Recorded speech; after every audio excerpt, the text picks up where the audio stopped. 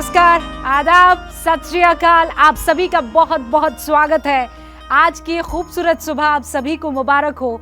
आज आज़ादी की वो वर्षगांठ है जिसका बेसब्री से पूरा हिंदुस्तान इंतज़ार कर रहा था। 75वीं वर्षगांठ, जहां लाल किले की प्राचीर से प्रधानमंत्री नरेंद्र मोदी बस कुछ ही मिनट में हमें वक्त जो बता रहा है, और ड्रोन से हम बताने की कोशिश करेंगे कि कितना वक्त अभी बचा है। हालांकि अगर आपके पास ड्रोन है तो उसका इस्तेमाल आप नहीं कर सकते हैं, अगर खासकर दिल्ली के आसपास के इलाकों में रहते हैं तो। लेकिन अब से बस कुछ ही मिनटों बाद प्रधानमंत्री नरेंद्र मोदी इसी लाल किले से हिंदुस्तान को आज का आने वाले कई सालों का मैप देने वाले हैं। और ये देखिए, 2014 में प्रधानमंत्री नरेंद्र मोदी ने 65 मिनट का भाषण दिया था, जब पहली मर्तबा उन्होंने झंडा यहाँ पर फहराया था। फिर 2015 आया, ये 88 मिनट का भाषण हुआ। फिर 2016 में 94 मिनट प्रधानमंत्री नरेंद्र मोदी ने देश को संबोधित किया। उसके बाद 2017 में 56 मिनट का भाषण था। ऑन एन एवरेज मैं आपको ये बता दूं कि 2018 में 83 मिनट, और उसके बाद ये आंकड़ा आगे गया, 92 मिनट 2019 तक पहुंचा, और फिर आप जानते हैं 2020 में ये 86 मिनट हुआ।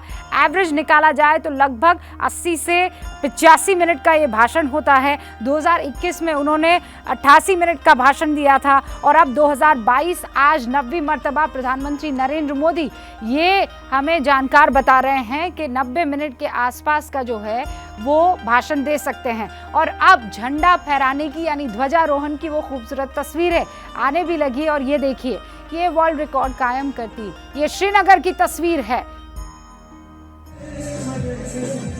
1850 मीटर लंबा झंडा, ये एक स्टेडियम में आप देख रहे हैं।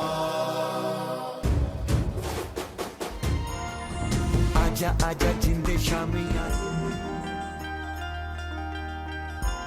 1850 मीटर लंबा तिरंगा कश्मीर वासी अपने हाथों में लिए, अपने कलेजे से लगाए हुए अभी स्टेडियम में श्रीनगर के दिखाई दे रहे हैं। और इसका फॉर्मेशन कुछ इस अंदाज में है, क्योंकि लंबा झंडा था। स्टेडियम में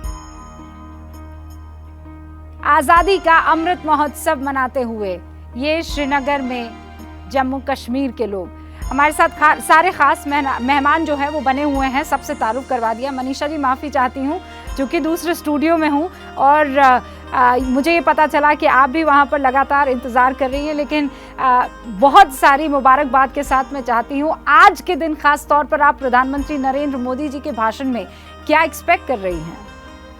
देखिए, आज का दिन जो है वो गौरव का दिन है, लेकिन एक तरह से हमारे लिए एक बहुत बड़ा ये पर्व भी है।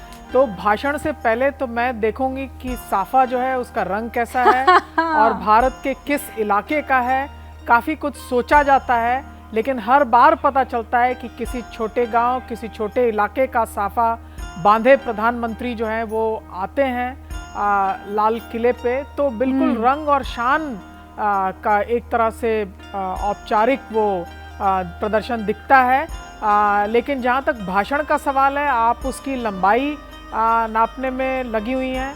मैं उसकी गहराई देखने की तरफ बहुत ही ध्यान रखूँगी, और हमेशा हमेशा ध्यान तो उन बातों का रहता है कि आम जीवन से संपर्क रखने वाली कौन सी बातें। और प्रधानमंत्री ने बहुत नायाब बातें लाल किला से की हैं कई बार। तो इस बार देखती हूँ कि साधारण जनजीवन के लिए कैसी बातें वो करेंगे। नए स्कीम्स की तरफ मैं नहीं देखती, लेकिन साधारण जनजीवन के लिए, जन कल्याण के लिए और महिलाओं के लिए विशेषकर वो कैसी बातें करेंगे। लेकिन उससे भी कहीं ज़्यादा देखती हूँ कि अमृत काल में एक नया वर्ग जो है, युवा वर्ग जो है भारत का, उसके लिए कैसी बातें और कैसी नसीहत उनके पास होगी। क्योंकि ये आने वाली पीढ़ी जो है वो तिरंगे की शान से ही आज़ादी का संग्राम समझ सकता है। वो हमारी तरह उसने एक जीवंत कथा जो है भारत के लोकतंत्र के बनने की नहीं देखी है। तो आने वाली पीढ़ी को कैसा संदेश वो देते हैं, क्या बातें कहते हैं, इस पर मेरी सबसे पैनी निगाह रहेगी। जैसे मनीषा जी कह रही हैं कि महिलाओं और युवाओं के बारे में प्रधानमंत्री नरेंद्र मोदी क्या कहते हैं, उनके जहन में क्या है, उनके रोड मैप में क्या कुछ उन्होंने सोच रखा है, ये महत्वपूर्ण होगा। दिबांग ने भी कहा कि मैं केंद्र में युवाओं को रखना चाहूँगा। मेरे साथ विजय विद्रोही भी बने हुए हैं। विजय, आपकी क्या एक्सपेक्टेशंस हैं, आप क्या सोच रहे हैं और क्या चाहते हैं? देखिए, प्रधानमंत्री का लाल किले से कोई भी प्रधानमंत्री हो, जब भी भाषण होता है तो राजनीतिक, सामाजिक, आर्थिक सरोकार होते हैं और साथ ही साथ वो चुनावी भाषण भी एक तरह से होता है। और ये मैं मानकर चलता हूं कि महाराष्ट्र और बिहार में जो कुछ हुआ है उसके बाद से 2024 का काउंटडाउन शुरू हो गया है, जो कि मुंबई महानगर पालिका से लेकर के राज्य विधानसभा चुनाव तक होगा। तो मेरी नजर ये रहेगी कि पिछले 8 साल का हिसाब किताब वो सामने रखते हैं या अगले 8 साल के लिए कुछ नई योजनाओं का ऐलान करते हैं। मुझे लगता है ये समेटने का वक्त है। शायद पिछले 8 साल में योजनाएं जो कुछ कोई बड़ी क्रिटिकल योजनाएं थी, 2022 तक सबको आवास देना था, वो काम 50% ही हुआ है। 2022 तक किसानों की आय दुगनी करनी थी, लेकिन ये लेटेस्ट आंकड़ा हमारे पास नहीं है। आय दुगनी थोड़ी बढ़ी जरूर है, लेकिन वो मजदूरी के वर्ग से आती है, किसानी से और पशुपालन से आय नहीं बढ़ी है। तो मुझे लगता है कि हम कोई आर्थिक मुद्दे, बेरोजगारी, महंगाई जिससे जनता त्रस्त है, तो क्या जनता चाहेगी कि प्रधानमंत्री के मुंह से कोई राहत देने वाले शब्द उनको सुनाई देते हैं या नहीं? क्या मजबूरी है मेरी, बताइए।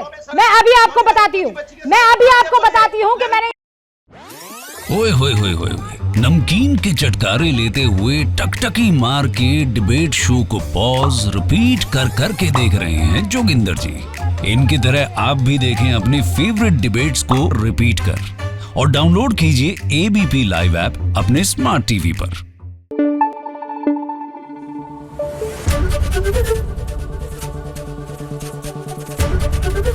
एबीपी न्यूज आपको रखे आगे।